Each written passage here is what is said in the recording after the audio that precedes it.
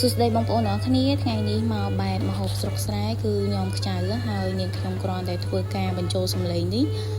គឺមានការឃ្លានម្ដងទៀតហើយសម្រាប់គ្រឿងផ្សំគោផ្នែកបន្លែមានដើមចេកសយងចេកហើយនឹងជីគ្រប់មុខមានខ្ចៅសណ្តែកដីទឹកប្រហុកហើយនឹងក្រូចឆ្មាគ្រឿងផ្សំនាងខ្ញុំបានរៀបចំរួចហើយឥឡូវនេះយើងចាប់ផ្ដើមញោមគឺនាងខ្ញុំធ្វើការចាក់ខ្ចៅចូលហើយខ្ចៅនេះនាងខ្ញុំប្រើចំនួន3កំប៉ុងហើយយកធ្វើការចាក់ស្អាតហើយអស់ហើយទឹកប្រហុកប្រើចំនួន1កូនចានចង្កឹះហើយបងប្អូនចង់ធ្វើទឹកប្រហុកដែលញោមមានរសជាតិឈ្ងុយឆ្ងាញ់អាចចូលមើលវីដេអូចាស់បាន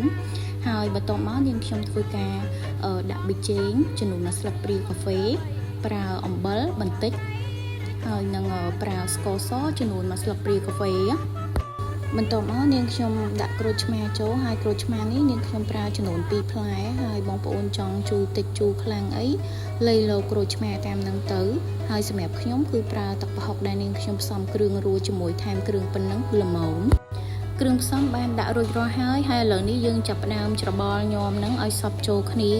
ហើយជាចុងក្រោយនាងខ្ញុំប្រើសណ្តែកដីចំនួនកន្លះកូនចានចង្កឹះសណ្តែកដីដាក់កាន់តែច្រើនកាន់តែឆ្ងាញ់ណាបងប្អូនអញ្ចឹងបងប្អូនកុំភ្លេចសាកធ្វើញ៉ាំទាំងអស់គ្នាណា